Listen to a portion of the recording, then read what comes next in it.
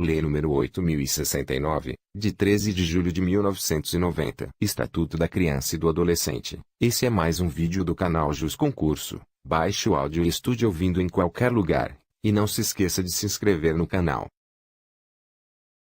Lei nº 8.069, de 13 de julho de 1990. Título 1º. Das disposições preliminares. Artigo 1. Esta lei dispõe sobre a proteção integral à criança e ao adolescente. Artigo 2. Considera-se criança, para os efeitos desta lei, a pessoa até 12 anos de idade incompletos, e adolescente aquela entre 12 e 18 anos de idade. Parágrafo único.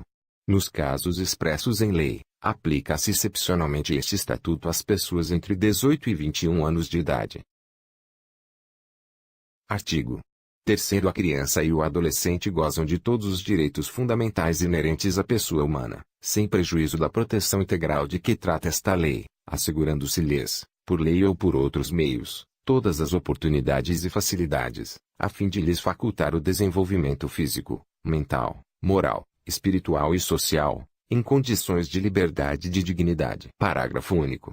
Os direitos enunciados nesta lei aplicam-se a todas as crianças e adolescentes, sem discriminação de nascimento, situação familiar, idade, sexo, raça, etnia ou cor, religião ou crença, deficiência, condição pessoal de desenvolvimento e aprendizagem, condição econômica, ambiente social, região e local de moradia ou outra condição que diferencie as pessoas, as famílias ou a comunidade em que vivem.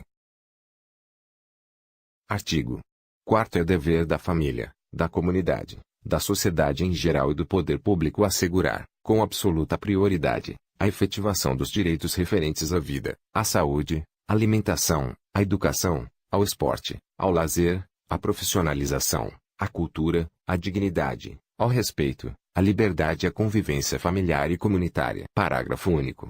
A garantia de prioridade compreende: a. Primazia de receber proteção e socorro em quaisquer circunstâncias. b. Precedência de atendimento nos serviços públicos ou de relevância pública. c. Preferência na formulação e na execução das políticas sociais públicas. d. Destinação privilegiada de recursos públicos nas áreas relacionadas com a proteção à infância e à juventude. Artigo 5º. Nenhuma criança ou adolescente será objeto de qualquer forma de negligência, discriminação, exploração, violência, crueldade e opressão, punido na forma da lei qualquer atentado, por ação ou omissão, aos seus direitos fundamentais. Artigo 6º. Na interpretação desta lei levar-se-ão em conta os fins sociais a que ela se dirige, as exigências do bem comum, os direitos e deveres individuais e coletivos, e a condição peculiar da criança e do adolescente como pessoas em desenvolvimento. Título 2º. Dos Direitos Fundamentais. Capítulo 1º. Do Direito à Vida e à Saúde. Artigo 7º. A criança e o adolescente têm direito à proteção à vida e à saúde, mediante a efetivação de políticas sociais públicas que permitam o nascimento e o desenvolvimento sadio e harmonioso, em condições dignas de existência. Artigo 8º. É assegurado a todas as mulheres o acesso aos programas e às políticas de saúde da mulher e de planejamento reprodutivo e, às gestantes, nutrição adequada, atenção humanizada à gravidez, ao parto e ao puerpério e atendimento pré-natal, perinatal e pós-natal integral no âmbito do Sistema Único de Saúde. Parágrafo 1º. O atendimento pré-natal será realizado por profissionais da atenção primária. Parágrafo 2º. Os profissionais de saúde de referência da gestante garantirão sua vinculação, no último trimestre da gestação, ao estabelecimento em que será realizado o parto, garantido o direito de opção da mulher. Parágrafo 3º. Os serviços de saúde onde o parto for realizado assegurarão às mulheres e os seus filhos recém-nascidos alta hospitalar responsável e contra-referência na atenção primária, bem como acesso a outros serviços e a grupos de apoio à amamentação.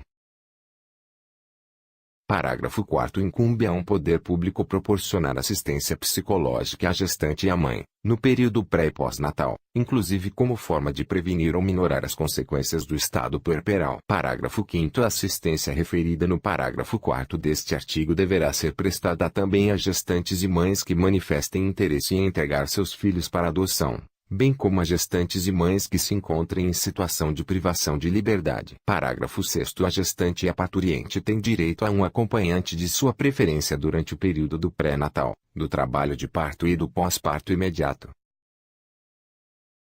Parágrafo 7º. Uma gestante deverá receber orientação sobre aleitamento materno, alimentação complementar saudável e crescimento e desenvolvimento infantil, bem como sobre formas de favorecer a criação de vínculos afetivos e de estimular o desenvolvimento integral da criança. Parágrafo 8º. A gestante tem direito a acompanhamento saudável durante toda a gestação e a parto natural cuidadoso, estabelecendo-se a aplicação de cesariana e outras intervenções cirúrgicas por motivos médicos.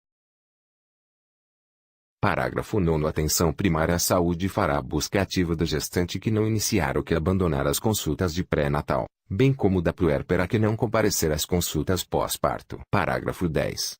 Incumbe ao poder público garantir a gestante e a mulher com filho na primeira infância que se encontrem sob custódia em unidade de privação de liberdade, ambiência que atenda às normas sanitárias e assistenciais do Sistema Único de Saúde para o acolhimento do filho, em articulação com o sistema de ensino competente, visando ao desenvolvimento integral da criança.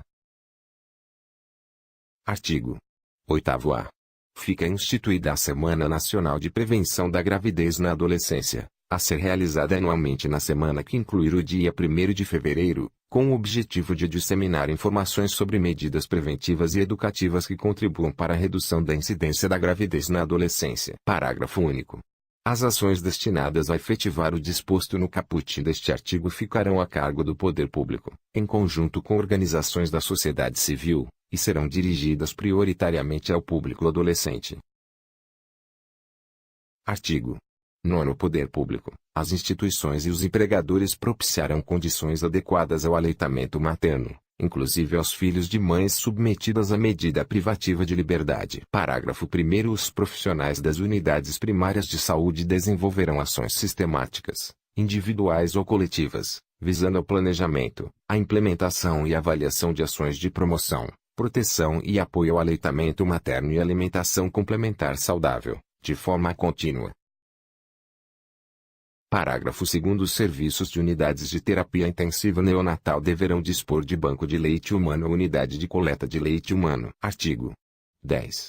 Os hospitais e demais estabelecimentos de atenção à saúde de gestantes, públicos e particulares, são obrigados a 1. Manter registro das atividades desenvolvidas, através de prontuários individuais, pelo prazo de 18 anos. 2. Identificar o recém-nascido mediante o registro de sua impressão plantar e digital e da impressão digital da mãe, sem prejuízo de outras formas normatizadas pela autoridade administrativa competente. 3. Proceder a exames visando ao diagnóstico e terapêutica de anormalidades no metabolismo do recém-nascido, bem como prestar orientação aos pais. 4. Fornecer declaração de nascimento onde constem necessariamente as intercorrências do parto e do desenvolvimento do neonato. 5. Manter alojamento conjunto, possibilitando ao neonato a permanência junto à mãe. 6. Acompanhar a prática do processo de amamentação, prestando orientações quanto à técnica adequada, enquanto a mãe permanecer na unidade hospitalar, utilizando o corpo técnico já existente. Artigo 11. É assegurado acesso integral às linhas de cuidado voltadas à saúde da criança e do adolescente, por intermédio do Sistema Único de Saúde, observado o princípio da equidade no acesso a ações e serviços para promoção, proteção e recuperação da saúde. Parágrafo 1º. A criança e o adolescente com deficiência serão atendidos, sem discriminação ou segregação, em suas necessidades gerais de saúde específicas de habilitação e reabilitação.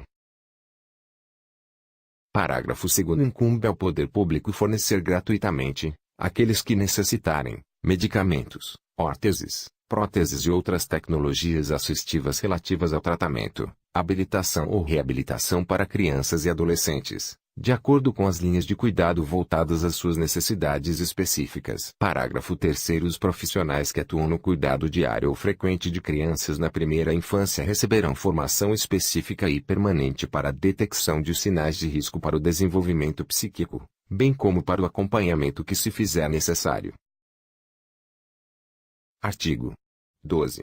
Os estabelecimentos de atendimento à saúde, inclusive as unidades neonatais, de terapia intensiva e de cuidados intermediários, deverão proporcionar condições para a permanência em tempo integral de um dos pais ou responsável, nos casos de internação de criança ou adolescente. Artigo 13. Os casos de suspeita ou confirmação de castigo físico, de tratamento cruel ou degradante de maus tratos contra criança ou adolescente serão obrigatoriamente comunicados ao Conselho Tutelar da respectiva localidade, sem prejuízo de outras providências legais. Parágrafo 1º. As gestantes ou mães que manifestem interesse em entregar seus filhos para adoção serão obrigatoriamente encaminhadas, sem constrangimento, à Justiça da Infância e da Juventude. Parágrafo 2º. Os serviços de saúde em suas diferentes portas de entrada, os serviços de assistência social em seu componente especializado, o Centro de Referência Especializado de Assistência Social, CREAS, e os demais órgãos do Sistema de Garantia de Direitos da Criança e do Adolescente deverão conferir máxima prioridade ao atendimento das crianças na faixa etária da primeira infância com suspeita ou confirmação de violência de qualquer natureza, formulando projeto terapêutico singular que inclua intervenção em rede e, se necessário, acompanhamento domiciliar. Artigo 14. O Sistema Único de Saúde promoverá programas de assistência médica e odontológica para a prevenção das enfermidades que ordinariamente afetam a população infantil, e campanhas de educação sanitária para pais, educadores e alunos. Parágrafo 1º. É obrigatória a vacinação das crianças nos casos recomendados pelas autoridades sanitárias. Parágrafo 2º. O Sistema Único de Saúde promoverá a atenção à saúde bucal das crianças e das gestantes, de forma transversal, integral e intersetorial com as demais linhas de cuidado direcionadas à mulher e à criança. Parágrafo 3º. A atenção odontológica à criança terá função educativa protetiva e será prestada, inicialmente, antes de o bebê nascer, por meio de aconselhamento pré-natal, e, posteriormente, no 6º e no 12º anos de vida, com orientações sobre saúde bucal. Parágrafo 4º. A criança com necessidade de cuidados odontológicos especiais será atendida pelo Sistema Único de Saúde. Parágrafo 5º. É obrigatória a aplicação a todas as crianças, nos seus primeiros 18 meses de vida, de protocolo ou outro instrumento construído com a finalidade de facilitar a detecção, em consulta pediátrica de acompanhamento da criança, de risco para o seu desenvolvimento psíquico,